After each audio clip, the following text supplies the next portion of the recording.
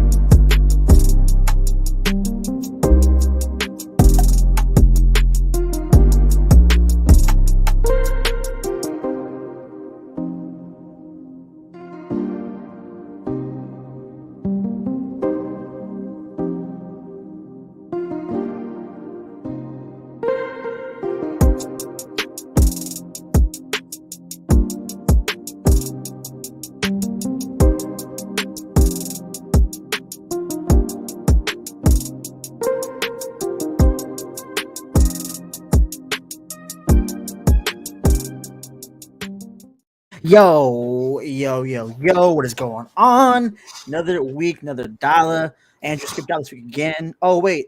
Andrew is here. Sorry, I forgot he's part of the podcast I'm after the here. last month he's had. Half of August he skipped out on, ladies and gentlemen. What up, gentlemen? How we doing tonight? Let's get straight into how we doing. Let's let the guest go first. So, Yeah, you've been. I mean, 2 weeks of worth of stuff. You have to have something good for us, right? Yeah, man. How old's your wife now? My wife just turned 32, which her birthday was last week, which was on the day, so I was not going to join on her birthday. Currently, I feel like death, but I'm here. I'm showing my commitment. I wanted to message and say I wasn't going to be there, but I showed resolve tonight, pushing through it, scratchy voice and all. Might have to mute to blow my nose a couple times, but we're here nevertheless. Yeah, you know, there's interesting about the podcast world and about you just being like here and not contributing much other than being here is that the bare minimum for you is actually just being here. So at the moment, we're not giving you credit for doing the bare minimum. You're here, buddy. I'm here. I'll say this: it's more than the last 2 weeks have been for you. That's for sure. Hold on, it was 1 week, and then I came back, I hosted, and then I was off on my wife's birthday. I could say 2 weeks in a row. I could say it more negative and say half of August, which sounds way worse than the last 2 weeks. The good news is I'm present. I'm here. I'm excited. I'm glad to be here. We'll see how good that news actually is in this grateful episode. for you guys to let me join you. Yeah, as you should be. Yeah. All right, passing it to you, Con. Steven, what's up? Thanks you, Andrew, for showing up, man. I really appreciate it. Yeah. Power through it. I tip my hat. You know what I mean? Just about to get fired, but it's all good. I'm glad you showed up. You know what I mean? No, I was kidding. No, man. 2 great things happened this week. I fell back in love with Star Wars on a deeper level that I have in a long time.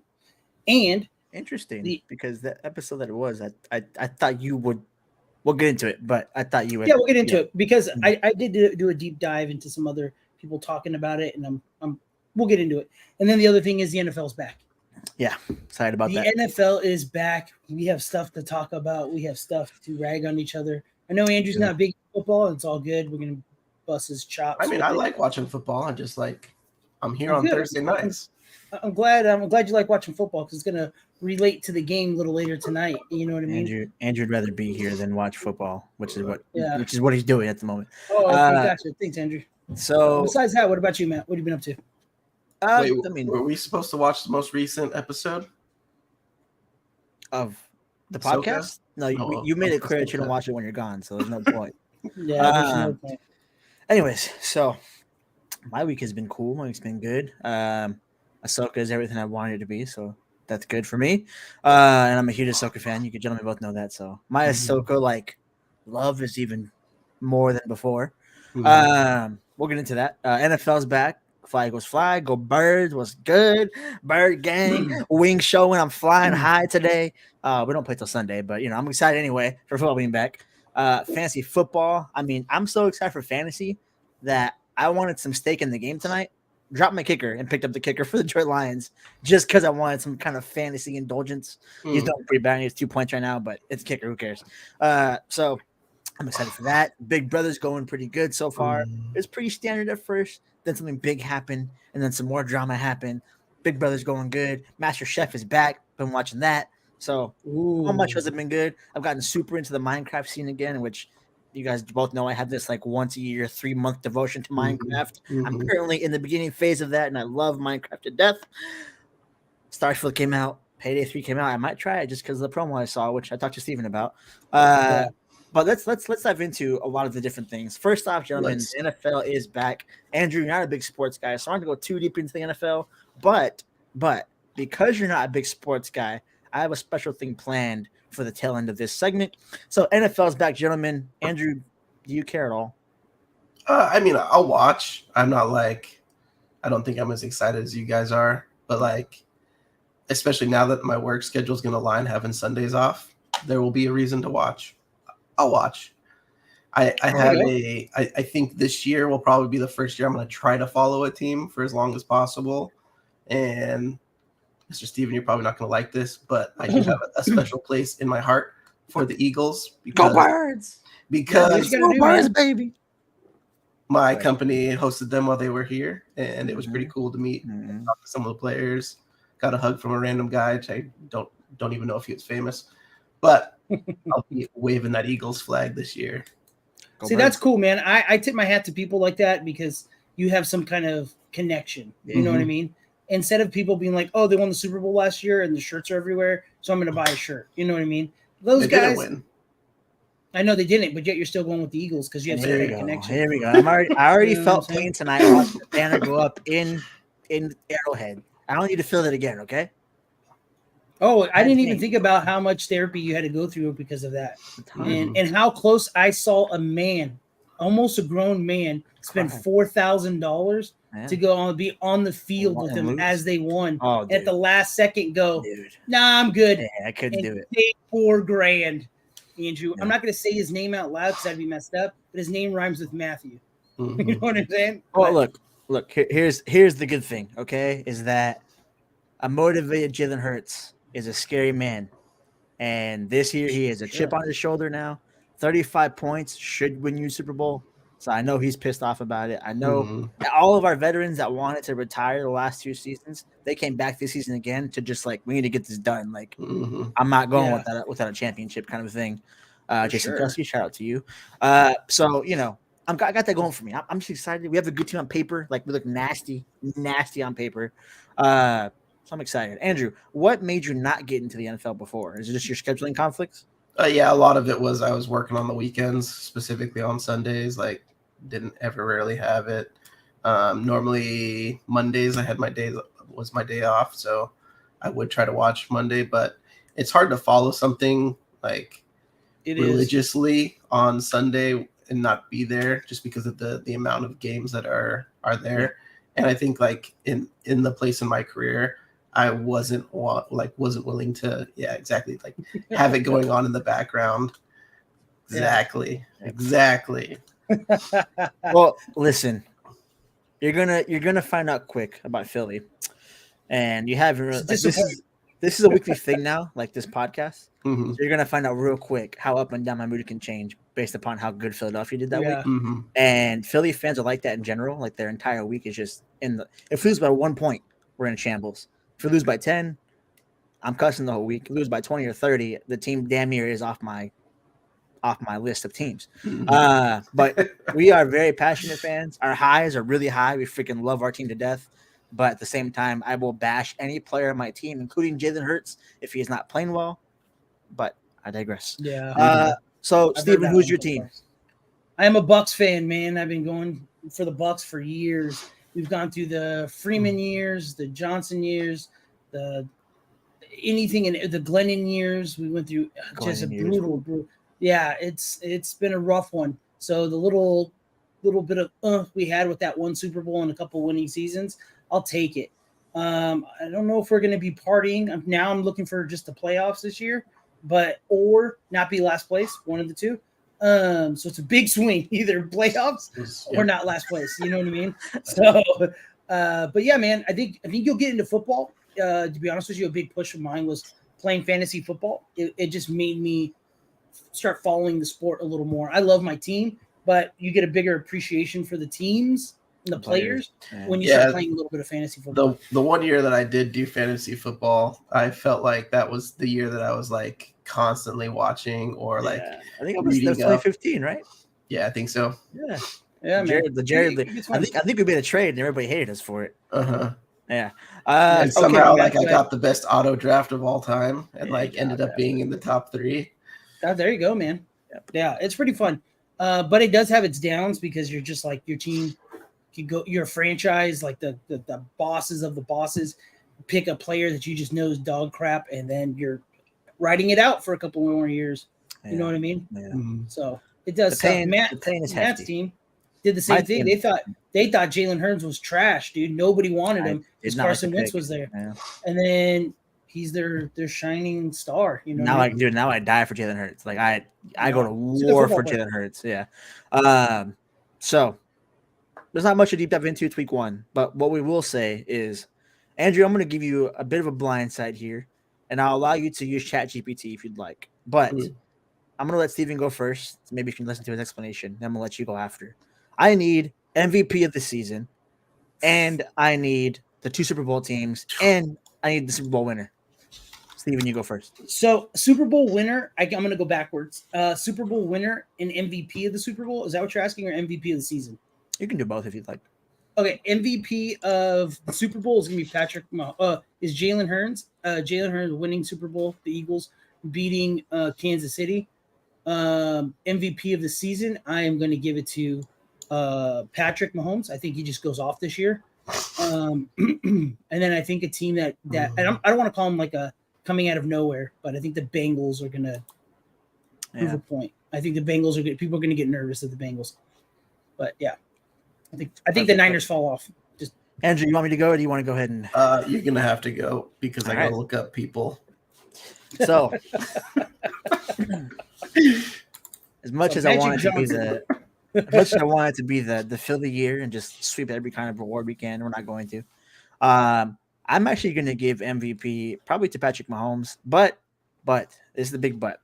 If Joe Burrow is healthy the whole season, I do think he proves a point this season. And I do think Burrow can lock it in. I would say either one of those players is first place, but the other one is not second. I think Jalen is second in MVP voting this year. Hurts is going to continue on doing his thing, I think. I know it's a big, sometimes they're not as good as next year, but Hurts has all the tools to continue on being great. Yeah. So I think I'm going to say Mahomes, but I do think Burrow can creep in there and win it if he's healthy. If he doesn't play week 1, obviously we're already in disadvantage. 2 Super Bowl teams. Give me the Bears, baby. Come on. And not even just being an Eagles fan. Let's be real. Who's in the NFC? The Niners? Yeah. We already beat them. Handedly. Oh, Brock Purdy was hurt. Maybe we should block our defensive player then. I don't know what to tell you. We had the most sacks last year. We're going to continue on with that trend. He's going to get sacked again. Just protect your guy. Don't put a tight end in our best pass rusher. The argument for that is so crazy to me. How they're just if we would have scored more points, we would have won. It's anybody would have won if they would have scored more points. If our quarterback wasn't hurt, we'd be okay. And I was like, how your quarterback got hurt, right? You guys didn't block our best defensive tackler. Sorry. I don't know what to tell you. So give me the Birds, only because the NFC is weak and Dallas is going to choke like they always do, and Minnesota also would choke. The crazy part is I could see Dallas winning our division. I could see us still going to the Super Bowl despite that. The AFC is where it gets super interesting, because there's a lot of talented teams: Bills, Bengals, Chiefs, Jaguars, Jets. Now, the Bears can make a run for it too with their division not being the greatest anymore. But I am going to confidently say that it's a rematch from this last year. It's Eagles and Chiefs. And I think this year we get it done, honestly, that we win it. If we do win it, it's going to be because of Jalen. So I'll give Jalen MVP of the Super Bowl as well. But I could also see a defensive player I forgot his name, Hassan Reddick, also winning it just because we value our defensive tackles a lot. And they make a lot of chaos happen. So hopefully the field this year is a little better, so we're not slipping everywhere, and we can have our defensive line actually do something this Super Bowl. And Gannon's gone, thank God. Sorry, Cardinals fans, but Gannon's going to be trash for you guys as a coach. So yeah, that's what I got going for me. I'm going to say the same thing as you, though, Steven. I do think the Bengals have a chip on their shoulder from last year, and Joe Burrow loves playing Kansas City. He really does. And if somebody has a dog in them, it's Joey B. When in doubt, Yeah. never bet against Joey B. Yeah, the best All black right, QB Andrew. in the league, Joe I Burrow. want to hear Andrew's put this together. Eloquent. Let me hear it. Mm-hmm. Gentlemen, the MVP of the 2023-2024 season is going to be none other than Mr. Lamar Jackson, the quarterback from the Baltimore Ravens. And the only reason I picked him is because my dad's middle name is Lamar. I liked it. That's the honest truth. As far as who's going to be playing in the Super Bowl, I don't know, again, if this is even possible or how it fully works because, again, don't really follow it. But to keep my pick consistent, I'm going to throw the Ravens and the Eagles out there. The Birds. Okay, The Birds. that would actually be a pretty good game. That'd be two running quarterbacks who can throw the ball. That'd be pretty exciting to watch. Yeah, that would be. Oh, Watch it come true. Mahomes can do that too, but you know, Watch it come LJ true. MVP LJ is a different breed, I will say. So if he is MVP level Lamar Jackson, which Andrew, that's not a bad choice because he's won MVP like 3 years ago. Like it wasn't like it was just out. I didn't look that up. I literally just liked his name. And the 2 years he has been like good. He got hurt at some point, therefore he couldn't win MVP because he's out a couple weeks. So it's not a bad shout, Lamar Jackson. No, it's not. We just kind of forgot about him. And what sucks about him too is his back hurts for carrying his whole damn team to wins when they don't want to build around him. But that's a good pick. If it flips and say Kansas City goes Kansas City Eagles, I'm going for the Eagles. Ravens Eagles. I don't know who I'm going for in that game. That'd be pretty cool. Yeah, honestly, I don't even care. I mean, I do care, obviously, but Jalen Hurts deserves one, man. And he's only been in the league 3 years, but last season he truly did deserve above anybody else in the league to win that damn championship. And defense let him down big time. All right, we'll pivot away from that. We'll get into some actual things we talk about usually here. Let's get into probably Ahsoka first. We'll start with Ahsoka, and then I'll also get into a little bit of all these things I have written down here. I have another part to it that you guys don't know about, and that's cool. On purpose. So Ahsoka, let's get into the episode 5 and 4 since we didn't do 4. And let's go from there. I will let you go first, Andrew, since you know a little bit more.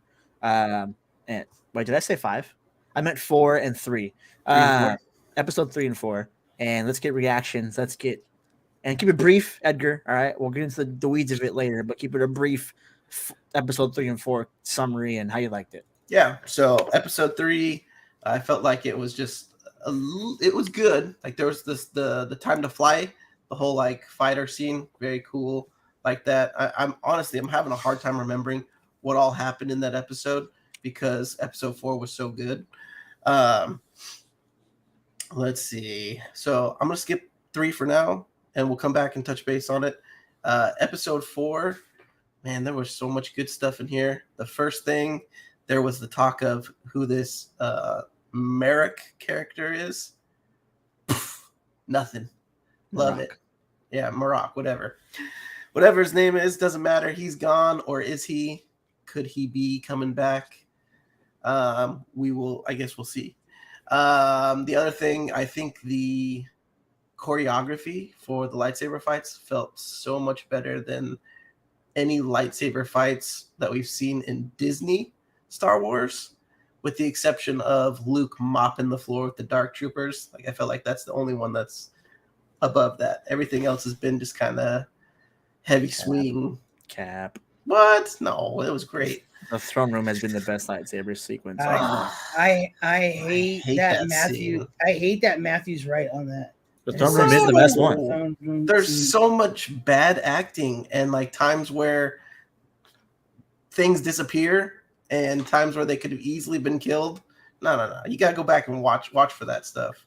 No, it's almost as bad as in the Goblet of Fire, the little hop that the man from Durham does. Everyone's doing flips, and one man just a little hop. Go back and watch that too. So you're mad about imaginary wizards doing a hop? No, it's everybody's doing cool things, and the one guy like clearly lied on his resume saying that he could do all this stuff and just does a stupid hop, and they kept it in the film and they could have edited it out. Anyways, back, it's pretty good. Back to episode 4, the fight scene between Ahsoka and Balin, so good. Like I've said it once, I'll say it again. The man is just like menacing. I love it. I don't feel like he's like this bad character, but he just like his presence oozes just like power and strength, and it's very cool to see. Let's see what else.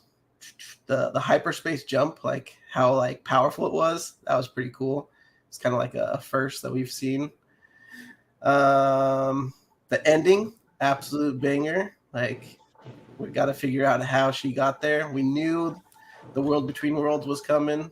I'm not as skeptical as some of the people that I've seen online saying that, you know, this is like the bad Force Ghost, or I think it could be completely somebody else. Not necessarily has to be Anakin, but we can get into those theory crafting in a bit. Ooh, I can't wait. Mm-hmm.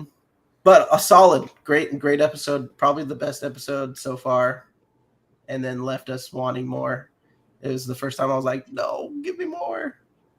Yeah, and after like 10 minutes, I would have been stoked. Just 10 minutes. Yeah, it's dope. What about you, Matt? Oh, you want me to break it down? Or we'll go next? Yeah, you go next. All right. My next one. So 3, I thought was a perfect setup.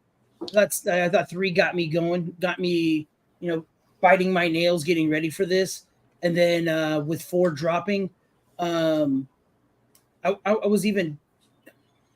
I forgot that the episode was about to end until I hit the remote on accident, and I saw that there was like 6 minutes left. I was so mad because I was in love with it. One of the things I did love about this episode was I think they did a great job with the fight scene in like those filming domes. You know how they make the domes where they film different scenes and it looks like they're out in the canyon, but it's really just like a CGI dome.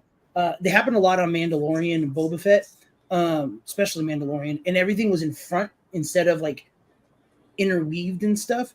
The fight scene with Ahsoka and Sabine fighting off, and I thought it was choreographed perfectly. I know it wasn't super intricate, but yet it's believable. They're in the back of the ship.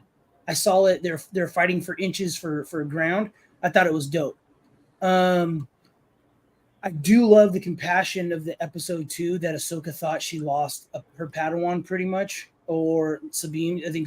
I seriously think she lost it because she slammed that chick against the wall. I wanted to see her freak out just a little more, but I think they did just enough to get me hooked, to get me like, okay, this dude's legit. He's just not some walk away Jedi. He can hold his own against Ahsoka, who, if you don't know, has done some crazy things to some Force users that not most people can step up against her and handle it. But yeah, I thought it was evenly matched. I love the high stakes. I love that she burned her hand. I loved all of the lore, and I felt like there wasn't a scene that was wasted. In that, I know it was a one place kind of shot. The only thing I didn't like is I felt like Sabine giving up the map was a little weak. That was the only thing I can criticize about the episode. Truly, I just felt like it was a little weak. I felt like they should have.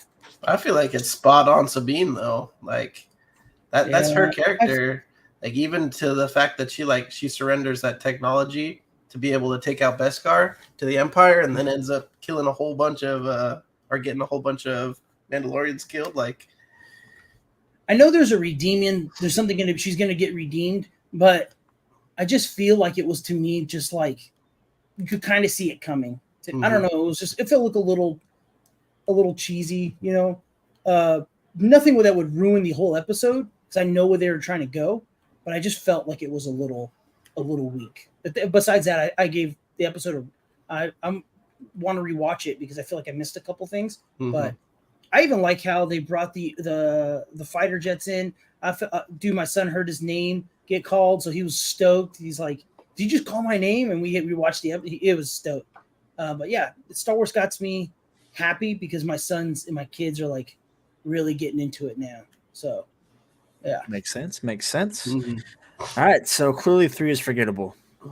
We agree on that, obviously. No one brought it up. So 3 was way too short. First off, second off, I think that's what it was. It was forgettable. Nothing No, good setup. Nothing crazy. Well, happened. now that I'm thinking back to it, there was like a couple good callbacks. You had like Jason can't see.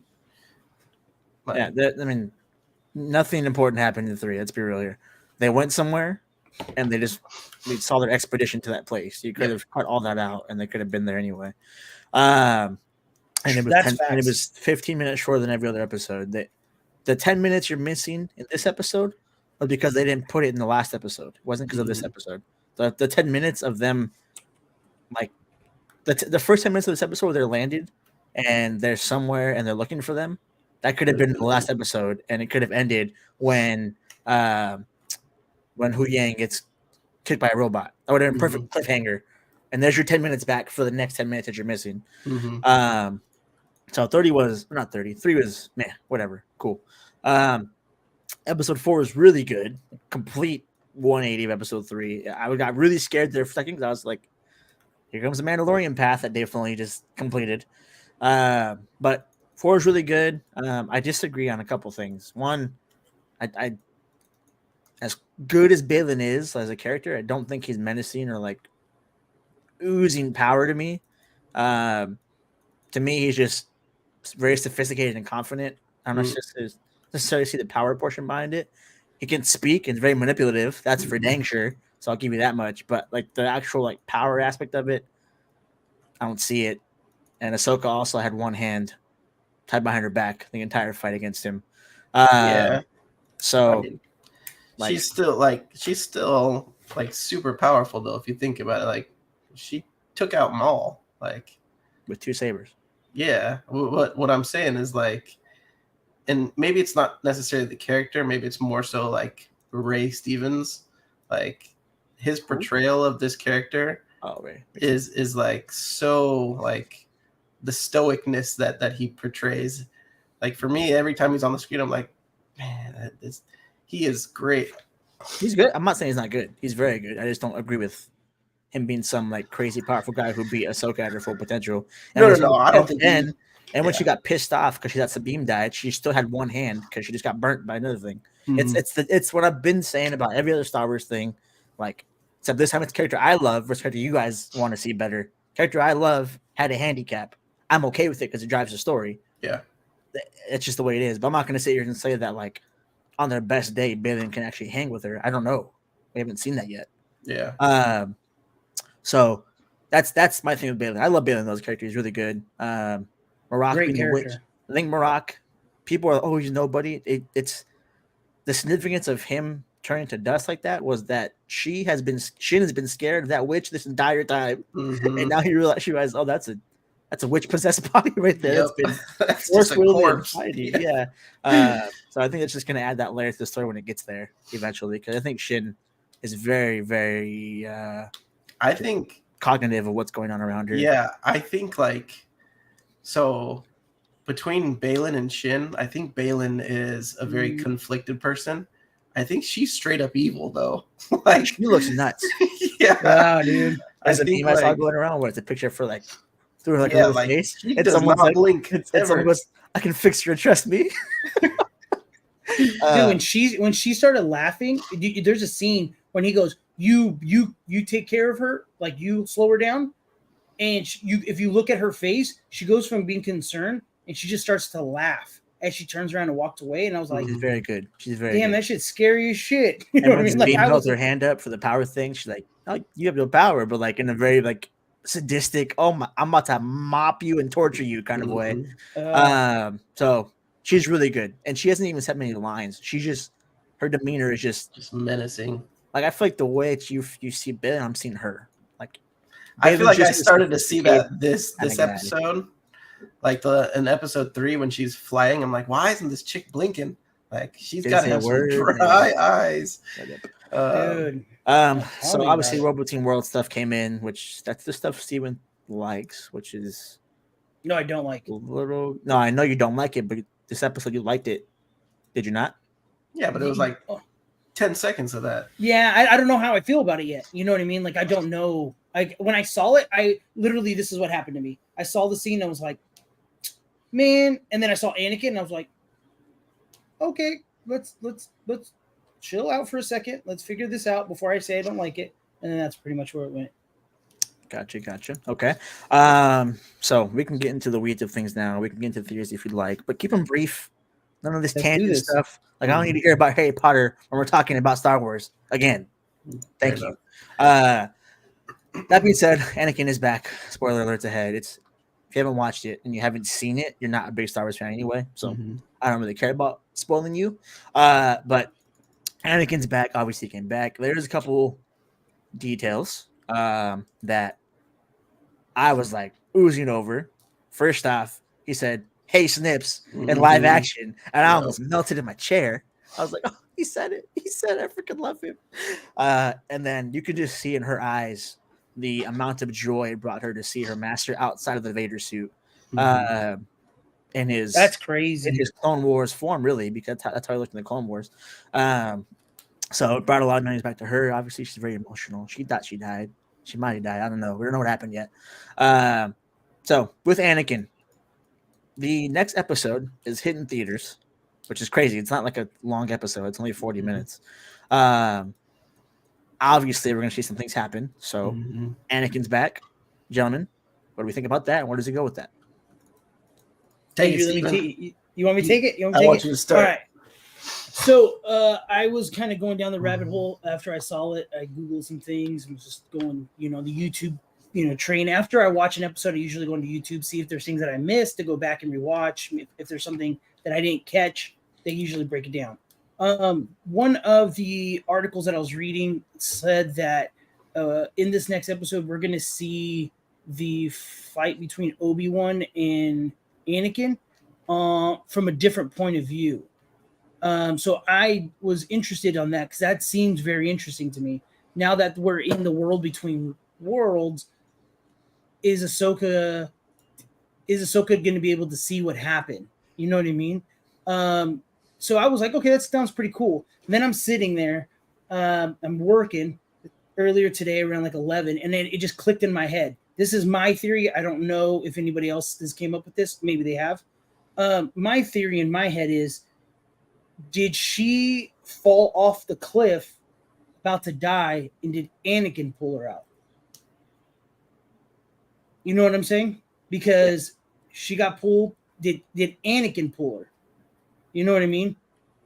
I'm just nobody knows. It's a good theory. It's a good theory. That's just, I like it. That's just my theory. I think not to poke a hole in it already, Bo, but just to answer your question, the continuity aspect of it, of how Ezra did it, it doesn't align with the way that it would be shown in this specific.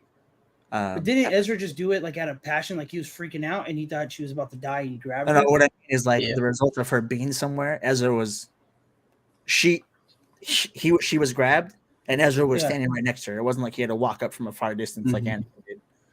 That's what I mean. Oh, okay, I get. Yeah, I get what you're saying. Yeah. So in my head, I'm thinking they could retcon that pretty easily. It's not like it's hard. Yeah, for sure. So that's why I'm like, whoa, how do I feel about this whole situation? You know what I mean? Now, like, this is Filoni's world, man. He has his own, thing. And another crazy YouTuber broke down that there is portal gates to the world between worlds and different planets. And that spot that she fell was built by ancient people that which is is where is a portal. So in my head, I was like, man, maybe my theory's right where Anakin pulled her. You know what I mean? But then where does it go from here? Anakin can't just be like walking around the world. You know what I mean? Like, we know he dies. Or she fell through. Like, it could be a situation where she just fell through. Oh, yeah. That's if I'm not thinking of my theory, that's what I think. I think she fell through it. I think she just, I don't know, maybe just fell right through it. But, that's my little theory. I think the other thing too is, so you have to go back to the Mortis episode, which I'm pretty sure it's either Steven or Matt. One of you don't really love that episode where it talks about like the brother, the father, and the daughter. That's not me. It's Yeah. Steven. I don't So when in those episodes, the brother kills Ahsoka, yeah. and then the spirit of the daughter gets put into her. So I think there's going to be some kind of like tie-in of she's there because of has like this connection to the world between worlds kind of thing because of the daughter. That's a good point. So I think that's kind of where she just kind of popped up and is there. It could be that I forget the name of the owl, but the owl that's like always around her could have had something to do with it too, because that's like the daughter's like spirit animal, if you will. Interesting, because that could definitely work with the theming Darth Vader music at the end of the episode. Yes, because the brother would be using Anakin in that situation. Mm-hmm. So that's what I think is. That's really good. I didn't even think about that. When I first saw it, I thought, okay, this is weird because this is a Clone Wars Anakin, not like a post Return of the Jedi Anakin who is shown in like the white robes and like has his hands. Okay. And you have the black robes with his clearly robotic glove on. And my first thought was, okay, maybe this isn't maybe this is just all happening in her head kind of thing where she's seeing what she remembers and that's what she would remember. But the other thing that I thought was, or maybe it's the brothers trying to do something, trick her or something by tricking her, and that's the only form of Anakin that he knew, and so that's how he's able to project it, is because it's the last time she saw him. You know what I mean? In the mental note. I think it's one of those two things where it's either the brother, and to see like a live action version of the brother would be kind of cool because he's pretty freaky. But my gut tells me it's probably not going to be the brother because I feel like there'd be too many villains crammed into one show. But man, I can't wait for Tuesday. Gosh, come on. Yeah. So, good theory, though. Good theory. I think to the theory of the brothers, that would be really cool. I think it's just 9 episodes. We have 8 episodes. Mm-hmm. They're only 40 minutes or so long. It's too much. It doesn't really drive this story forward unless they explore it in the next season. Mm-hmm. Or my theory ultimately is they brought Anakin back and Hayden Christensen for that matter to have a more permanent role in the Star Wars world. Enough of these cameos, enough of these flashbacks. I do think this is going to be the first step in the multiversal Star Wars world that we're talking about, which is there's a branch off somewhere which leads into Rey's multiverse. Don't you hate that? Do I hate that? Yeah, I feel like you hate that stuff. I hate the way you said it was going to be, which was like when Ezra pulled her out, that's when it started. Mm-hmm. I would be okay with it starting from this point because it doesn't completely ruin all the continuity that came between that point in Rebels up to now, timeline wise. So if they start it from here, I'm okay with it. That's the only way they can do it if they're going to have both worlds simultaneously go on, which would make the most sense for the trilogy that came out and the continuity of a post-Kathleen Kennedy world. With that being said, what I'm trying to get to is the Vader music is for a reason. He clearly is not going to be a good guy, Anakin. Mm-hmm. I think there is a fight that breaks out between the two of them. Ahsoka pushes him into a portal, and he's off into Rey's world. And the Rey film, where she's going to be training young Jedi, her main enemy is going to be Anakin. That's right. Not just Anakin. Like full power. The Sith Lord, he should have been Anakin. Mm-hmm. So that's where I see that going with his story specifically. I do think it is a branch off into that world that I think Filoni's going to take, not charge it, because I don't think he really cares for that side of the Star Wars story. But I do think if there is a way to bring a character back like that, it's through Filoni's route, which is the world between worlds. So they'd have to go this route. But I don't think it ultimately adds anything to the story itself. I think it ends with her finding Ezra in a portal somewhere else on the other side of it where this beam's going at the moment. So instead of them having to track them because they can't now because the map is gone, she ends up running into Ezra's portal anyway. Or is the map gone? Map is gone. Thus, Ezra. What about her hand? Map is gone. So thus, Ezra. I get that theory. The map isn't like inscripted on the orb. You have to like have it beam to a galaxy. That's why that doesn't work. Anyways, the portal just gets her the quick route to Ezra and to the conflict at hand. And then the Anakin part is just to have him continue on in Rey's story, which would be pretty crazy. A dyad in the Force, a specific instance like Rey, that's never been done before in the history of Star Wars, versus an unstoppable evil force like Anakin is going to be an interesting movie to go through whilst she's protecting younglings who Anakin has already slayed before. So the Youngling Slayer 3000 again. Yeah, so she's gonna be training. She's gonna be training Jedi, and she knows of Anakin's past, which she would at this point in time. And she's like a master Jedi now, where she understands the Force and her role in it. It could make for a really, really, really epic, like just cool lightsaber battles, and just really cool like power levels that we haven't seen before, specifically for Anakin, because the biggest thing everyone always wants to see is a fully fledged, powerful Anakin, and mollywops everybody. They're gonna give us it back. Hayden Christensen never wanted to leave in the first place, so I think they lock him in and they get that done with Rey.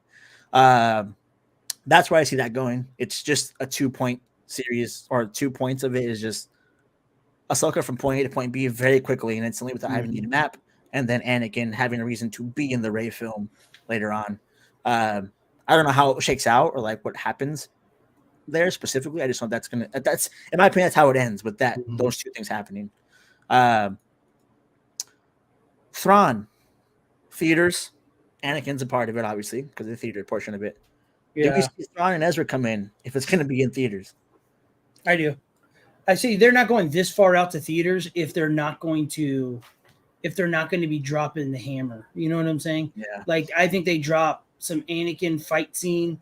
I think so too. And I think they drop Thrawn, and I think they drop Ezra, but I think Thrawn comes before Ezra, and I don't think we get the same Ezra that we saw in Rebels.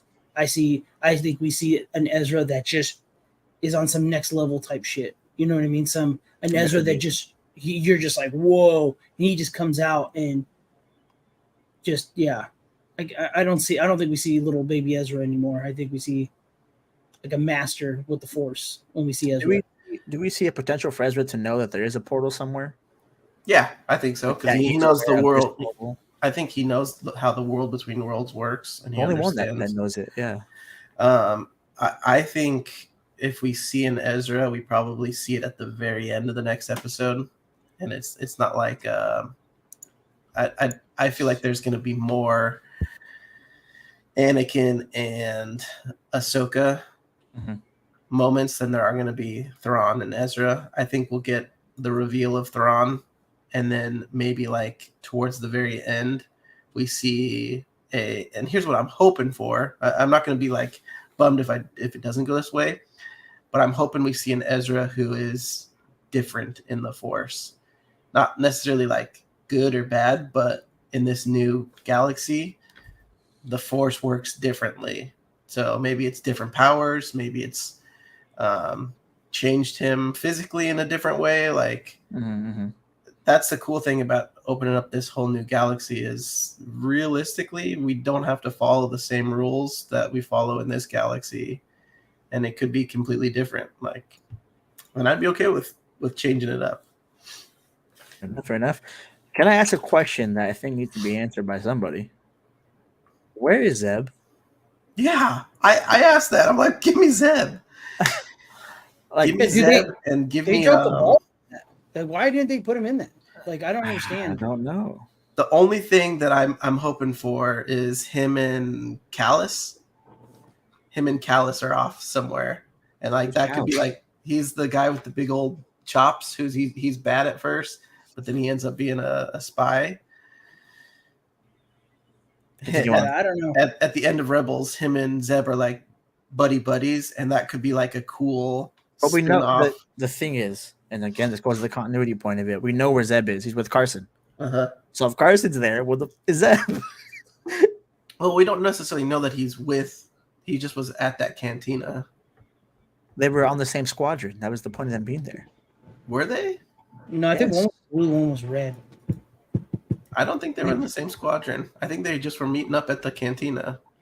I think it's just like an outpost. But either way. But regardless, we need Zeb. I feel like we're getting gypped in the Chopper. Like Chopper is the droid with the most kill counts. I want to see him just waste somebody. So update real quick on the NFL. Chiefs just lost. Game 1, Chiefs lost. It's bird season. It's bird season. All right, I'm trying to tell y'all. All right, anyways, that's the topic at hand. It's okay. Yeah, that's it. I just want to know where Zeb is. But yeah, anything other than that that comes up to mind. Uh, I don't understand the Ahsoka fighting with one saber thing. I really don't. Not against Balin. Any reason for that anybody can think of? I think the only reason is her goal is not to fight. Her goal is to get the orb. And so I think she has 2 lightsabers in her hand. Her priority is, 1, I can get my hands on the orb. I think she's relying on, like, I can be faster than this guy. I can spar a little bit and grab the orb and be out of here. Versus if she's got 2 lightsabers in her hand, like, there's not like a great way to hold it. So I have no idea why she has 1 lightsaber, but to me, watching the fight between them two, I felt like he was kind of holding back a little bit. Totally. I think he's more conflicted about fighting her than she is fighting him. She's trying to find Thrawn, trying to find Ezra. I feel like he's used to. I don't know how to say it. He looks like a knight who has like a moral value, and it looks like right now he's conflicted between his moral value and like trying to survive. He has a goal. He's already very, very, and his goal is not like, it's not like his goal is like to restore.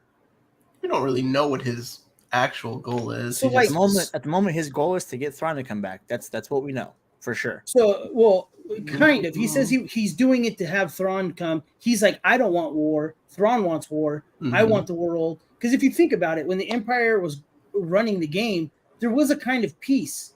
You know what I mean? You know who you know the bad guy is. It just is what it is. When the rebels started fighting, that's when things start get shaken up. People start dying for a revolution. That stuff happens. I think that guy's seen, because he looks like he's wearing clone battle armor. I think he just wants to be like, he's already said. This isn't the only episode where he said something he wants. He's already said power beyond our imagination.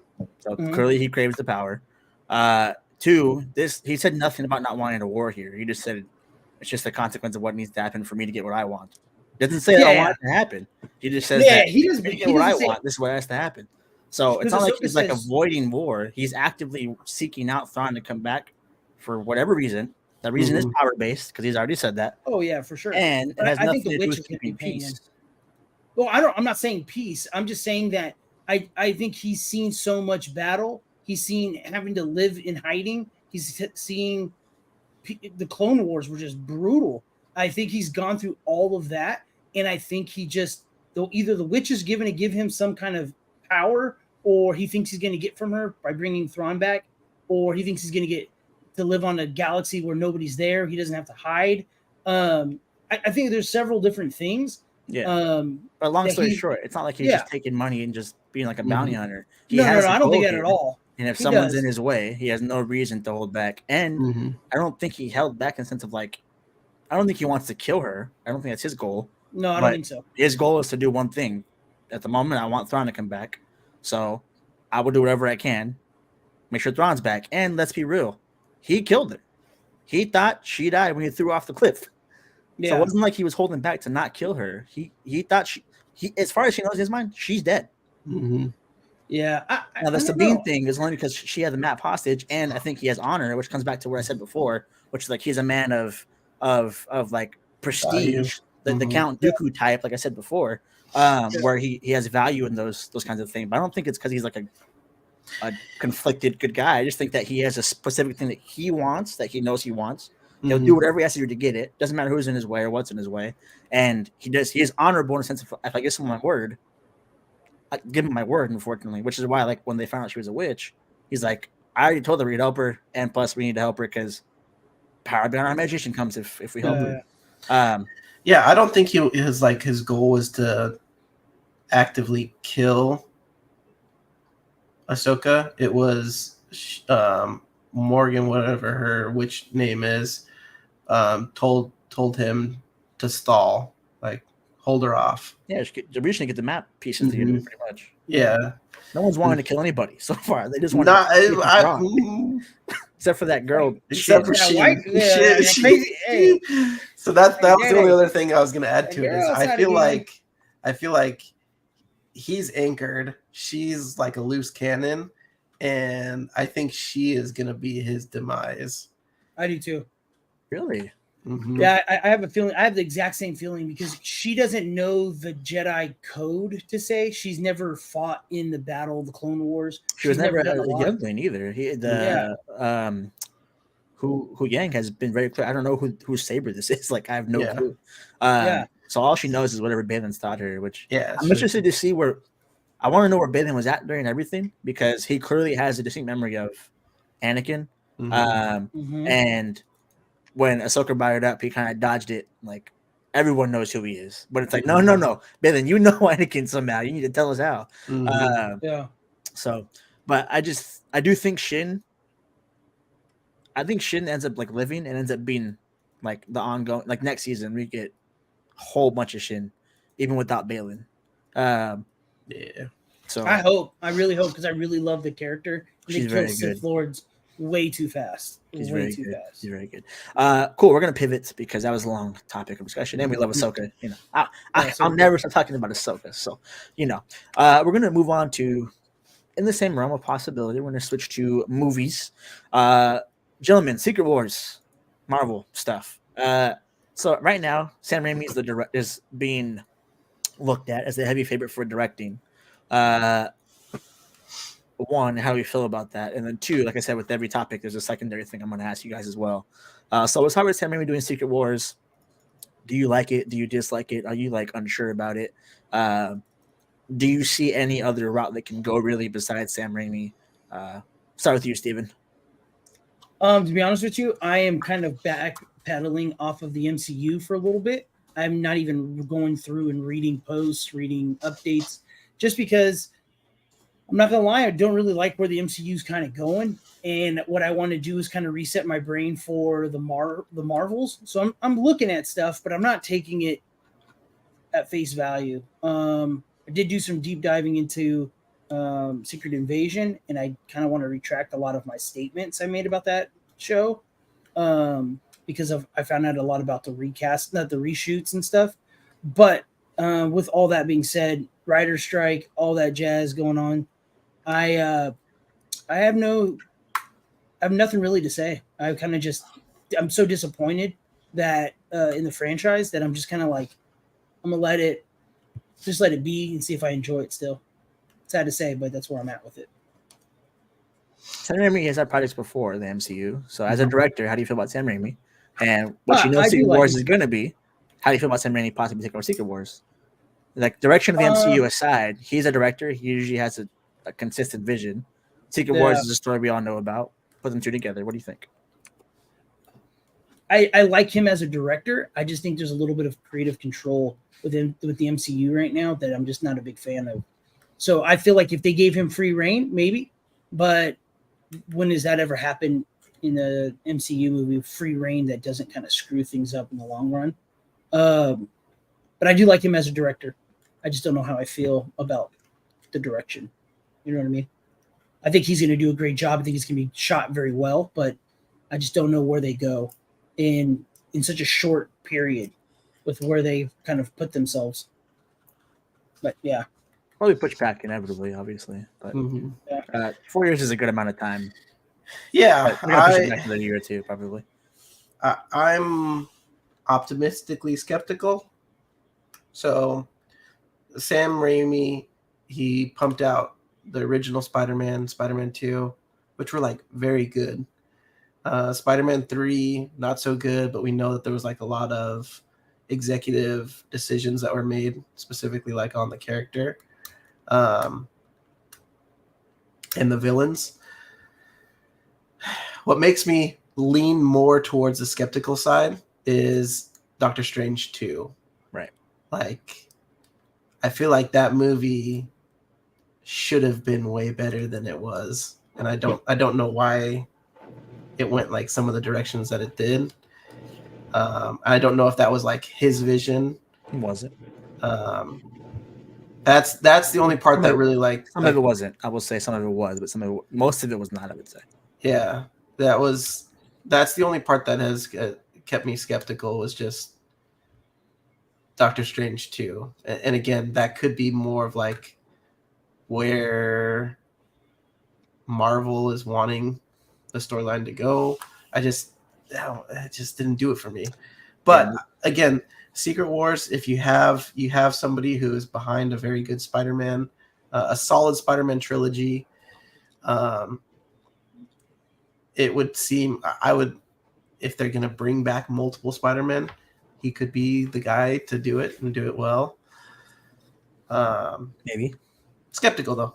Yeah. Okay, so I'm not excited about it.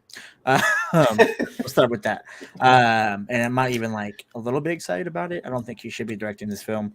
I will give him some grace. Doctor Strange 2. It was not his vision. There's 3 different directors, 2 different writers. That movie was a mess just because of all their production issues. Mm-hmm. I do not think the issue is creative control at Marvel. Feige has been very open about letting directors do whatever they want to do in their films, as long as it ends up with moving forward. Everything he's done. I mean, even down to the continuity of Guardians of the Galaxy, for example, James Gunn had no clue Gamora was going to die, and it wasn't because it wasn't a big grand plan or like it wasn't a creative control thing. That's just what the Russo brothers decided. Therefore, Gunn had to clean it up. That almost is the opposite of what the problem is. It's sometimes there's not enough continuity there where like things don't make sense. Mm-hmm. Like Peter's mask. Peter's mask was a big one. Like he did the mask thing where he floats in space and almost dies in the first film, but then the third film he doesn't have the mask all of a sudden, even though it broke in the second. So the creative control part of it, I think, the onus for those things are on the director when it's a fully backed project for the director. Sam Raimi's case, not the case of that. Again, there's shoots, reshoots, 3 different directors coming in, 3 different writers coming in. So that was like no fault of Raimi's. Yeah, that was a cluster. It was Raimi's fault, which was the horror stuff. Just so old-fashioned horror, not even like anything cool. Typical jump scare stuff. I think that's. I feel like when you look at like the Russo brothers, like they were very forward thinking when it was coming to movies. When I think of somebody like Sam Raimi, I think of like, all right, this is going to be a witty one-liner, quirky 90s, 2000s era style. Good, and the thing is, like, good directors, not for this film, right? Like, if they're about like a Wes Anderson, and I'll never badmouth Wes Anderson, but I do not want to see Wes Anderson on an MCU film. Maybe I feel the same way. I just, especially it being like the finale of the next, 4 or 5 years or whatever it becomes. Now I could see a situation where it works if they do bring in Doom and Kang and him just go like crazy and kill everybody. And I do see him having the creative freedom with Deadpool and those characters to do some pretty insane stuff. I don't think he's right for this film. Of all films, not this one. Yeah. Yeah, I agree. That's all I feel about Raimi. But secondary part of this, since we didn't get too deep in that, because we don't really, I think all of us feel the same. Like, So secondary part of this, Secret Wars. I know Steven's been decompressing from MCU, so he probably doesn't know this yet. Andrew, I don't know if you've heard of this or not, but Secret Wars is set to be a soft reboot of the MCU. I didn't know I didn't know that. I saw that on Twitter. That is what the rumor is. There hasn't been like confirmation, obviously, because it's like 4 years away. It's not going to be confirmed yet. But I do think it's necessary, number one, to bring in the characters that everyone loves, right? Having Iron Man and Cap out for so long is not going to bode well for them when they have characters like Taskmaster being messed up. So, gentlemen, Secret Wars is over. Woohoo, hooray. They have now hired you, Andrew, the next 5 films of the MCU. So we are resetting the MCU. We're rebooting it. Give me your first 5 films and give me the overarching premise of the 5 films. First 5.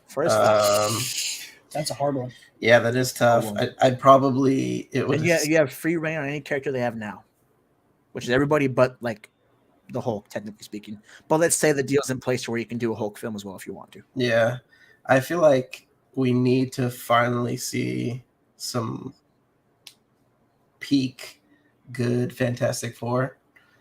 Like give us a solid Fantastic Four crew. Give us I need these in order. In order? I need these movies in order. And it's your first 5 films in order. Oh man. You can tell us who your big bad's going to be too, overarching those 5 films. But okay, my big bad overall would be Doctor Doom. I'd probably start with like a foundation of Fantastic Four. Give us if it's a soft reboot, a full origin story, explain it. I would then want to go in like a different direction and go like straight to mutants. So give us like an X-Men. Let's see, what else? What else could we have?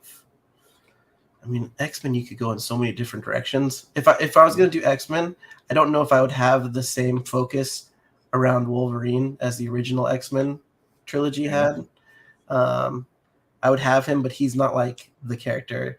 I feel like the main character should have been like your Charles Xavier and the school. Similar to kind of how the second reboot went. The First Class. I really like that. Yeah. Yeah, that was good. Very good movie. Really good movie. Slept on. Really good movie. Yeah. Let's see. Okay, so I got 2. What else? Where else would I want to go?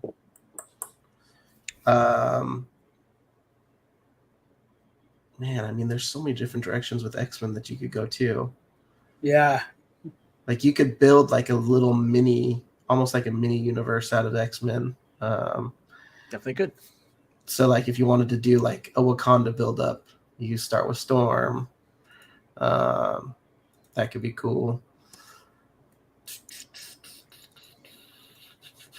Man, this is tough. I mean, okay, what characters do you feel need to be in the first 5 films? Fantastic Four, mutants. Okay, cool. We got that check mark. mm-hmm. They're in there.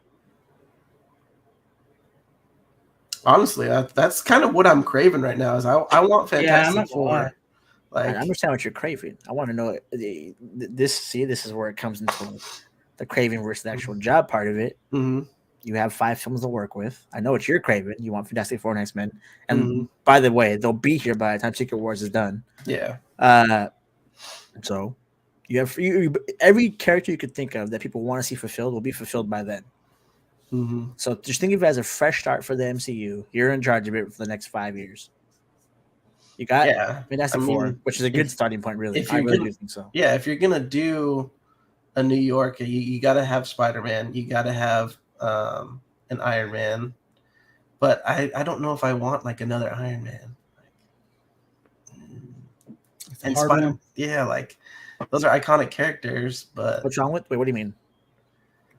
Like you're in love with Robert Downey Jr. as Iron Man, not a reboot Iron Man. Yeah. Cool. Yeah, you have RDJ. It doesn't. I don't care who you cast. I would take RDJ again. Cool. So you have Fantastic Four, mm-hmm. X-Men, and then your next one's gonna be Iron Man with RDJ, obviously. Mm-hmm. Cool. Okay. I'd probably do another Spider-Man. Just because you can't get enough Spider-Man. We're going Tom Holland. We're going Maguire. We're going Garfield. Tom Holland. Give me Tom Holland. I like Tom Holland. Good man. Good man. You know ball. All right, last film. This is your 5th film. I feel like it would have to be like a crossover. Something that brings them all together. Give me like here's what I would love to see as the conclusion to the 5 films. I want it to be Doom's film. You can do a Doom film. Yeah, it is Doom's film. Like, call it Doom. Yeah, similar to what we got out of Infinity War. Like that was Thanos' movie. This is Dr. Doom's movie. He's the focal point.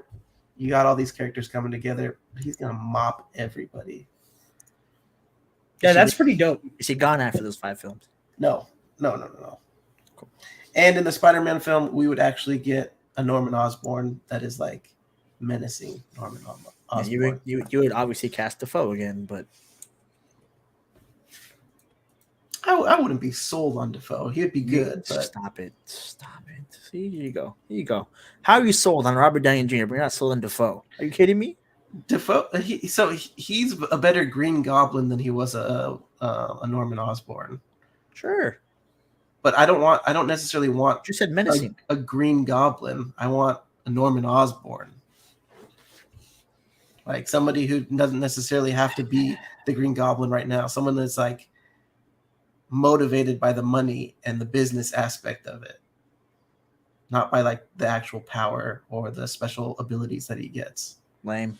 Steven, go ahead. Steven, you're up. So I'm tooting. I'm right with Andrew on a lot of this. But since I'm an OG X-Men animated series kind of guy, I really wish they. You say Gambit or Gambit? Yeah, Gambit. Yeah, I really wish they started with the kind of the the Terminator kind of feel, that episode where Cable comes back to tell them, was it Cable or it was Cable, right? Bishop. When Bishop kind of comes up, tell him, hey, the world's crazy, it's falling apart. I hope I would have them start off like that with the X-Men, and he says, hey, there's one dude who can go back in time, and he has to meet up with and find somebody, and that person is Reed Richards. They bring in the Fantastic Four. So the first movie is X-Men, second movie Fantastic Four. I think the second movie would also be Fantastic Four again, but the Fantastic Four kind of really finding out that there's mutants everywhere. He reaches out to a rich, smart guy who maybe isn't Iron Man just yet, and another rich guy, Dr. Doom, before he's Doom. And these guys are like in a positive way trying to help. And then they kind of each just branch off. Doom going, I'm helping, but he's collecting power. He's collecting things to get stronger. And then Tony's really trying to help. And then maybe they find Captain America. They go down that rabbit hole. And I do agree with, I think it ends up on Doom being the final movie. But I think that would be a great start to a new reboot. That way they're introducing the X-Men, introducing the Fantastic Four, introducing the Avengers that are just not the Avengers just yet. You know what I mean? Where you can go do that looking forward down the road. If this is successful, then we bring in the Avengers. You know what I mean? And if this doesn't, do we pivot and turn? You know what I mean? I think that's going to be probably the best bet. Spider-Man, I want to see a Spider-Man, but I think Spider-Man's such a young kid that you can kind of put Spider-Man towards the tail end of that or in the second phase. But let me give you this though. What if it's an established Spider-Man, like a Tom Holland that's like older? Because I feel like we've gotten like the kid a lot, but give me like a 25 to 30-year-old, maybe even a little bit older. Like he's been around the block. It would even be cool if they did a Miles Morales or like a Peter Parker, but Miles Morales was a mutant Spider-Man. He had the same abilities as Spider-Man, but it just wasn't he got bit. He just was a mutant. As a mutant version of it. That way introducing Spider-Man going, hey, there is a mutant that I work with, Miles Morales, and you introducing him, I think that'd be kind of cool too. It would kind of suck messing up his like origin, but if you're doing a reboot with mutants, this is probably the best time to change some things, you know, if you're going to do that. But I do think that they need to end on Doom, and I don't think Doom dies. I think Doom just, you know, is Doom. He never ends, you know, always has a way out. Yeah. So. Fair enough. Gentlemen, I have two routes I really wanted to go, but I can't pick one. So I'll just give you both routes. So the first one, we're starting off with Cap and Iron Man, like they did already. Keeping Evans, keeping Downey Jr. Then we're going to start with FF after that. Introduce the royal family. Then we're going to start with X-Men right after that.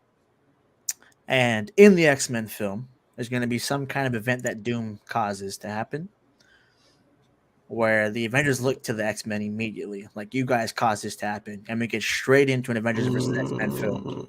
Straight into it. I'm tired of seeing heroes versus villains. I want these heroes versus heroes things. I think the fifth film, we get straight into it, which is leading to a bigger 10-film plan with Doom later on being the culprit of the dissection. That gets the two factions split up immediately, and it makes Doom an even bigger threat. And it's very strategic for Doom. People die. Sides are split apart. It's a very mastermind plan from him. So that's where I'd go personally. But I think I decided on the other one. The other one that was pretty good. Yeah, it's pretty good, right? The other one, we're still starting with Iron Man and Fantastic Four. Okay, so we got those two guys. Then we're starting with, after that, Black Panther. Then after that, X-Men. throughout these 4 films, there will be a reoccurring character, which just keeps causing issues, which leads to the X-Men film a little bit, where the Hulk is just out of control. They can't stop him from doing things. So the genius men that are in these first 4 films say, hey, ship him off. Get him off his planet. Planet Hulk. The first 10 minutes of World War Hulk will be him, just a real quick, like, it's like kind of credits that kind of show things that happen in like a quick amount of time. It's just him taking over Sakaar, him leaving Sakaar in those beginning 10-minute credits or whatever it is.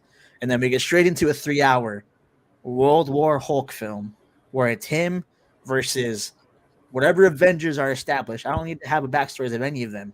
Just whatever Avengers I want to put in this, he's going to mop through all of them. He's going to mop through all of the X-Men and make it a true Planet Hulk film, World War Hulk film, where we get an unstoppable, quite literally unstoppable power fighting Earth's mightiest heroes, but it's internal. It's internally, they're the ones who cause it to happen. Throughout all that chaos, Doom somehow wins for presidency. We have the next 5 years. So we're Doom is control of the United States, pretty much. Yeah, and falls under the X-Men and Avengers fall under his jurisdiction by whatever law he brings into place.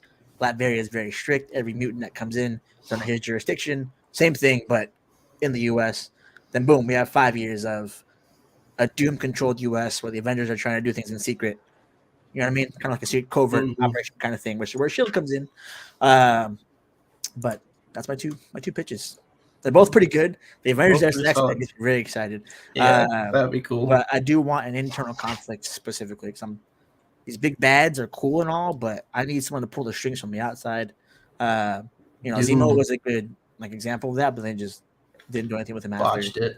Yeah, so he was pulling the strings a little bit, and then at the end he ends up being the guy. We're good for the next 5 years. Yeah, I like it, but I really wish that Marvel would do I really wish they would do the popular films and then have a underlining set of movies that had to deal with the dark side of the universe, where it was the Doctor Strange and the monsters and the evil underworld kind of thing. Or the galaxy, and not so much Guardians of the Galaxy, but the Celestials and that jazz. I really wish they would go deeper into that. But if they do a soft reboot, they're going to have to grab every casual Marvel fan with the quickness. You know what I mean? So they can't go too far in depth with a crazy storyline. They're going to have to get, like you said, Matt, it make more sense grabbing Iron Man, things that people know. Yeah. Iron Man that puts butts in the seats. I'm not gonna lie to you, if they told me Miss Marvel that Iron Man came back to help, I would be I'm watching this first day. You know what I mean? That's, you know what I mean? That's what they do. I can definitely see them if they were going to reboot. I could see that happening. That reason is the reason why I know, no matter how bad the MCU gets, if at all, it could recover just fine. That's the exact reason why I know we're all going to watch Secret Wars anyway, because they're going to bring Robert Downey Jr. back. They're going to bring Chris Evans back. If Thor dies, they're going to bring Chris Hemsworth back. They're going to bring Garfield back. Those guys are coming back on that one film, at least. Yeah. Everybody's going to be in it. Everyone. Especially if it's going to be a soft reboot as well. You just kill the budget, because the next 10 years is going to be a relatively low budget with these smaller films. So I think it's going to happen, but we'll see. Steven, how long is your game? Do we have time for Andrew's topic? My game's probably going to be about 10, 15 minutes, if that. Andrew, how long is your topic? It could take as long as we want it to take. My wife is also making food right now, and she's waiting for me to eat, so keep that in mind. All right. Let's go to the game. Cool. So since it is football time, and everybody has their football pants on, aka stretchy pants, because we love to eat when we watch football, or we love to eat when we're watching those 19 Harry Potter movies. So for Andrew, who doesn't really jazz with football too much, you can just use it as you're sitting down watching a movie. We're going to be drafting in a snake draft, going from youngest to oldest. Andrew, how old are you? 32. Old as dirt. Yeah, when Jesus is there. I'm 35, 36-ish, so I'll go last, I guess. We'll go Matt, Andrew, me, and it's going to be, what are you drafting for your binge movie or your football Sunday where you're just chilling? No, let's just do football Maybe. Sunday. I feel Football like Sunday, my then. movie would be different.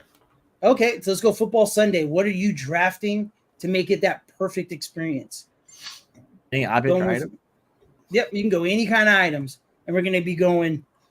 Are we assuming we have a TV? So and what stuff? we have in front of us right now is a coffee table in front of us, a nice comfy couch for two, 75-inch TV, pretty much my living room, but without the coffee table. And we're Couch just for sitting two. there.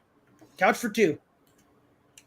No kids. Couch for two. There's no kids, just couch for two. Or who are you drafting or what are you drafting? We're going to go. You're about to get skipped because I'm going to drop one real quick. So, Matt, We haven't go for started it. yet, you bum. See how I said Matt start? Go for it. That's where we start. Anyways, I'm going with the easiest choice of all. Everyone know, and I'm not a drinker, so that other thing that's like the secondary thing. I'm good Yeah, off for sure. that. I'm claiming every single chicken wing there is. I want all the wings. Well Give me played. all the wings. I don't want y'all to have one flavor. I want all the flavors. Give me wings. You got chicken wings. You got chicken wings. Pick.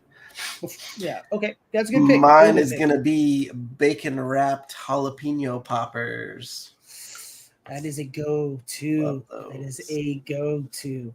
All right. Well, my number one pick landed back onto me, and that is going to be my wife's queso dip.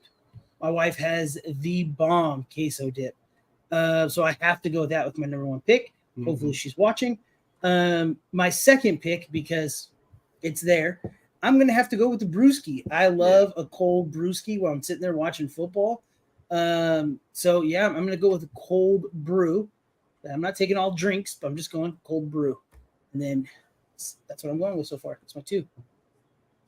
What about I'm you? going to do a fatty hamburger with a potato bun, slice of pepper jack cheese. It's very specific. Yeah, big old burger. No bacon on it. Just cheeseburger with pepper jack. Fair It's enough. pretty good.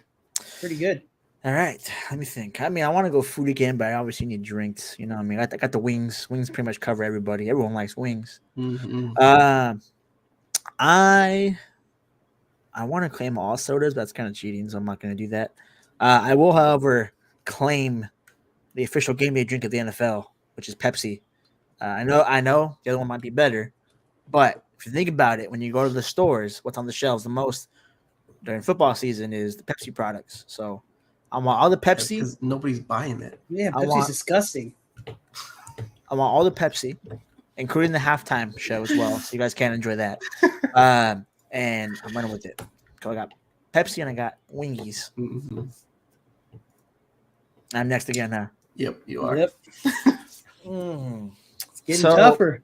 If I have a TV and a couch, and me being the person I am, I'm gonna go for a non-edible item, and I'm taking it off you guys' plates.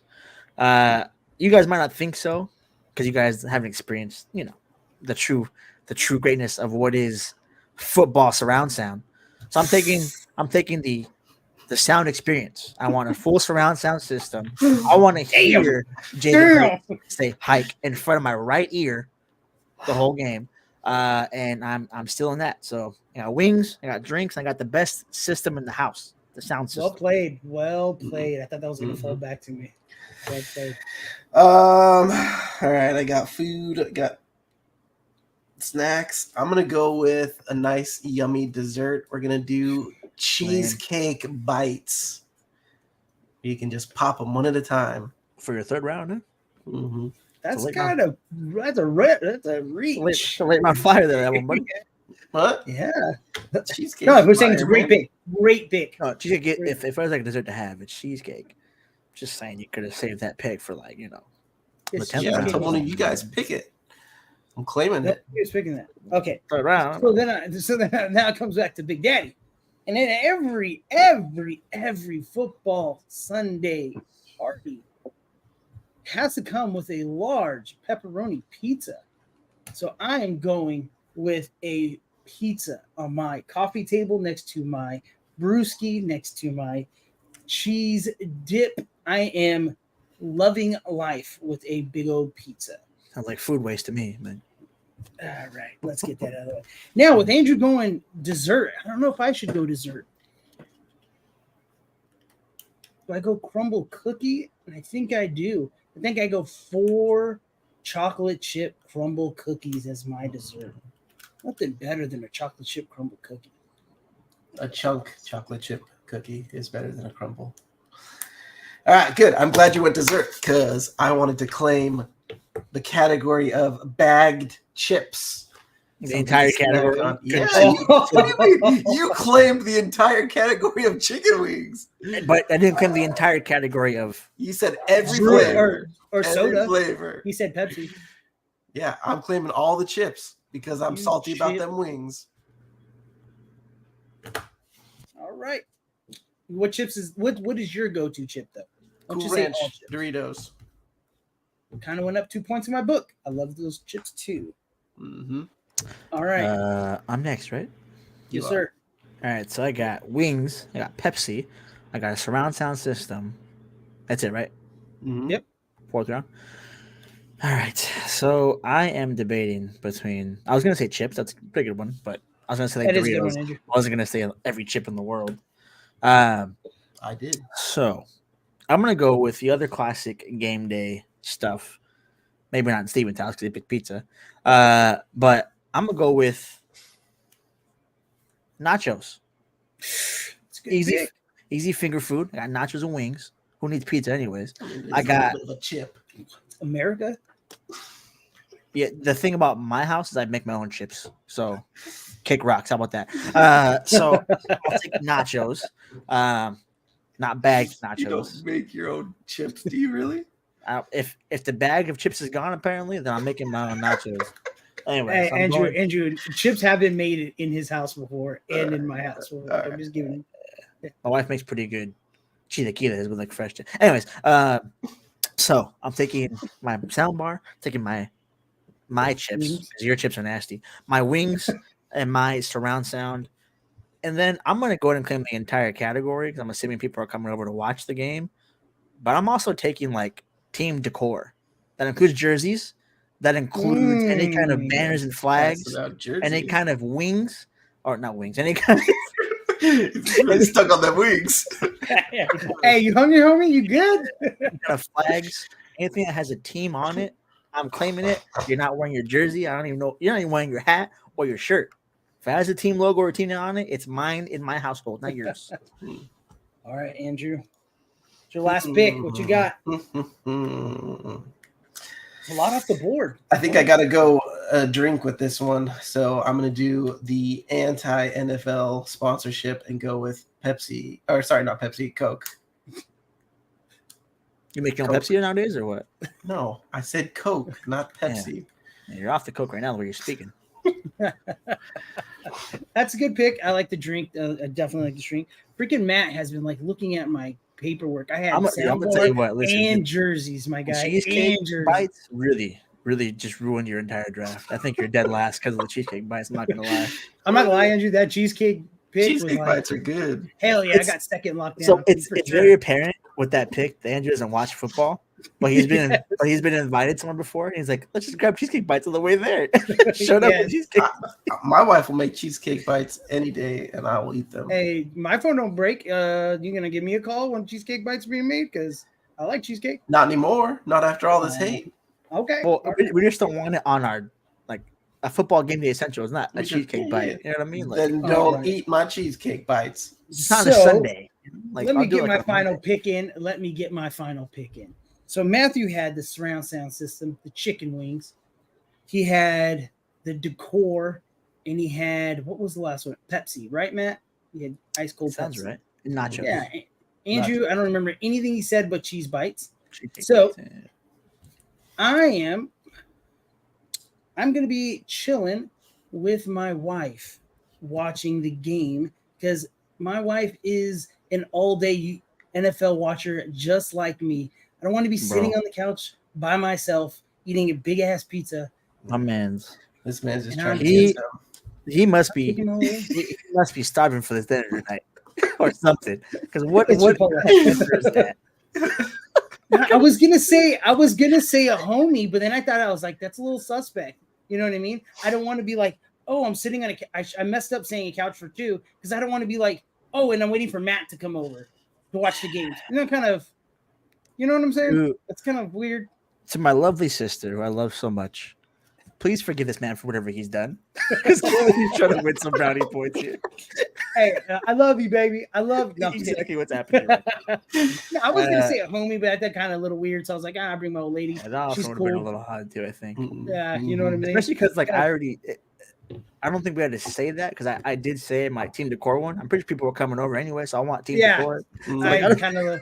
But it was just weird because my two sleeper picks were team decor and a sound system. I was like, oh, I'm going to end it with being it bumping in there. And then I was like, damn it.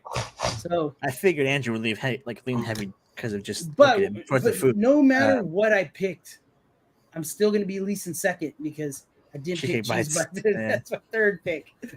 Cheese curds. Cheese bites ain't bad. No, they're good, man, for the fifth pick. But like the third. Okay, so looking, if there's a football, that was a strategy, and you went there because you went and picked it so I could get my chips. If there's a football party going on, okay, I'll give you this. Here's what I'll say is acceptable answer for this. And you're the 10th person invited, so all other things are covered, and you feel bad, so you say, "What should I bring?" I insist on bringing something. Then they will say dessert, in which you would say, "Cool." But notice how that's the 10th thing on the list, and we only had 4 rounds, 12 things total. That shouldn't have came up until Steven's pick in the last round or yours in the last round. Yeah, it came up in the second, third, or third. Yeah, I want to say third. So there is a small twist to this. The last secret round. I want you guys to tell me what's one thing that people do when they show up to a small party that you just like, you didn't like, those people who just bring plates or they bring like a 2-liter for themselves or they bring a soda for themselves. What's one thing that people do when they show up to your house for a gathering or a little party like that just kind of like, really, bro? Really? They show up. They show up just to eat. What is that one? Starting with you, Matt. So real quick, I just wanted to point something out. We have one guy on this stream clearly asking for his forgiveness from his wife, which would be Steven. Yes. We have another one's wife in here going to bat for the cheesecake bites, who also doesn't watch football or experience football Sunday. And I'm glad try these cheesecake bites. I'm telling you, life changing. And I'm glad she's here because at 7:47 she put "I'll watch." That means she's still watching. That means she shows up way more than Andrew does. And you know what? Yeah, she's already in a better shape than he is. Yeah. Appreciate you. Listen, what I will say is, Loren, I've had every kind of dessert she's ever made, like for Andrew, not for Andrew, but like that's come to his work. They're all pretty good. And then I've had I've also had and this is, I don't want to hurt her feelings, but I've also had really salty popcorn. So like, I knew this was coming. so I could go 50-50 with me for the chicken pies. You know what I mean? But yeah, you're never getting invited over. It was like 2 or 3 times in a row that it was like way too salty. Yeah. And each week I would just, and then slowly over the weeks, it remained more and more full. And so finally she just goes, "Did I oversalt it this time?" And I was like, "Yeah, honestly, it's been a few times, but I just didn't want to say it." But you wrote it there. Yeah. I digress. And yeah, Popcorn Gate it scarred me because before that I had nothing bad from Loren. Like I've had like lasagna with like hot sauce on it, like some like hybrid cookies that have like an Oreo stuff in the middle, like just crazy. That sounds delicious. Things you wouldn't think of, and things and Andrew knows. I'm always like, that can't be that great. And I try it. I'm like, yo, let me get a dozen. And then popcorn came. I just didn't. That should have been the giveaway. The giveaway should have been. I didn't ask for more. The popcorn was just like it's usually spot on. And I will say, out of the 8 films, there was a solid 2 films with like good popcorn. It was after she realized her mistake and she fixed it. You know what I mean? The butter beer was really good, and you guys said that was messed up, and I don't think it's messed up. It's pretty good. Yeah, that's true. Okay, Matt, give me your answer. What's the question at hand? This is gonna sound like really pretentious and like rude because like if I invite someone to my house, they should feel comfortable. But I don't want you showing up in my house in flip flops, and I don't want you taking them off. Like I don't want you barefoot on my couch at all. Like you should probably just bring socks. Actually, like First off, if I'm inviting you to football Sunday, it's because you're a man. If you walk in there with freaking flip flops on, with some reefs, we have a problem. Your man is already in question. Especially if you're putting your feet on someone's couch. Even worse. Mhm. Now, if it's a friend, like, or a family member, like, Steven, sure, whatever. But if And I get even over, Andrew's like, no, don't come in and put your feet on my couch. And I made it a point to wear socks to his place, and I have some good Crocs and some good slippers I could have worn. But I wore socks to make sure that if I was taking my shoes off, I wasn't raw dogging it on the carpet. You know what I mean? Yeah. So for me, it's that, especially if it's like your first or second time there. Like, you should just common courtesy. Mhm. Yeah. Mhm. What about you, Andrew? What's yours? You're next. I mean, I wasn't really kidding when I said coming over.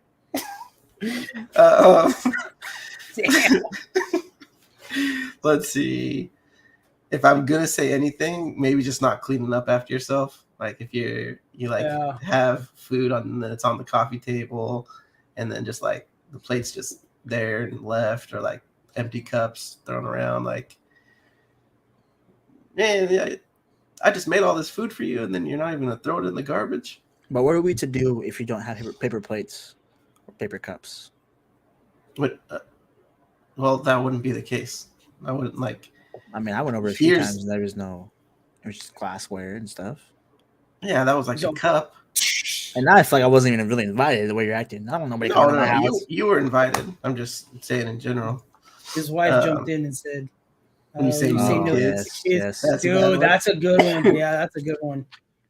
Yeah. I hate that, dude. We tried to play Cards Against Humanity or whatever, and you got little kids in the room. It's impossible. But sorry, I couldn't have a sitter. Brought my 3 kids, and then they start taking Sharpies to your wall. Yeah, video games. Let me play video games. Whoa. That's something way too specific to like not have happened before. Because that's not what I thought of. I just thought like a screaming kid running down my hallway. No, that's what I thought of. You don't have my nieces and nephews. No, hopefully they're not in this. Okay. No, they ain't here. They ain't never gonna. You want to know how I know they're not here? Because Andrew doesn't care to promote our platform even to his own family.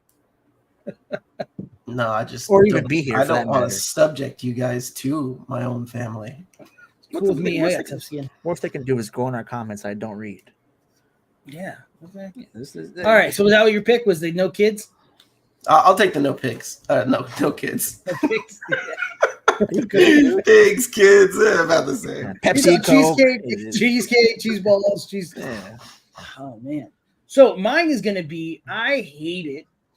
And I have a rule. If I go to your house and I bring Coke and I put some Coke in the refrigerator, I don't leave with it. I don't take the Coke out and I don't like later guys and leave. If I bring, I'm leaving. Unless the host goes, hey, take a plate, or hey, we're not going to drink those sodas. You want to take them with you? Then I'll take my stuff. But I hate when people bring stuff and then they're going, all right, man, we're out of here. And then they take their food and leave or their drinks with them. I think it's the rudest thing in the world. I've actually like lost friends because of that, because they've brought things over and everybody's eating. And then they're like, all right, man, we're out. And like literally took the thing of tortillas and just left while we're making tacos. And we're just like, you look like a guy who would do that. I will say that's the one thing that gets me, that I'm like, the drinks. I don't necessarily care about that. But if you're bringing like the mashed potatoes to Thanksgiving and you're leaving early and not gonna have mashed potatoes because you left early, there's a problem with that for sure. Yes, yeah. The drinks I don't care so much about. The food though, if you're bringing food outside of the container, like I'll get a plate, I'll put it on the plate, but don't take the food with you.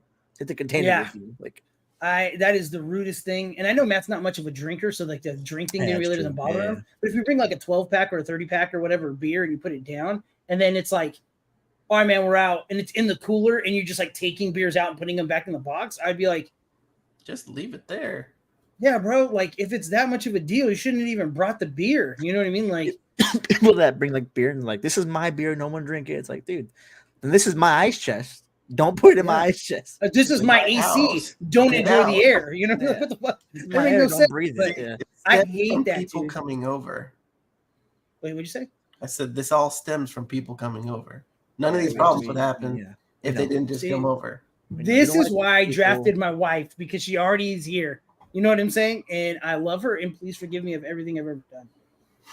It's a waste of a What pick. did you A do? waste No, of a not that pick. either. That's easily a free agent signing. You could have had that in free agency. You know what I mean? Like it's just Yeah. not worth a 5th rounder. Well, my sister's great. Yeah. Don't get me wrong, but like I'm gonna tell she's you already that right there. now. You know what I mean? Wait, is this the sister that calls me old?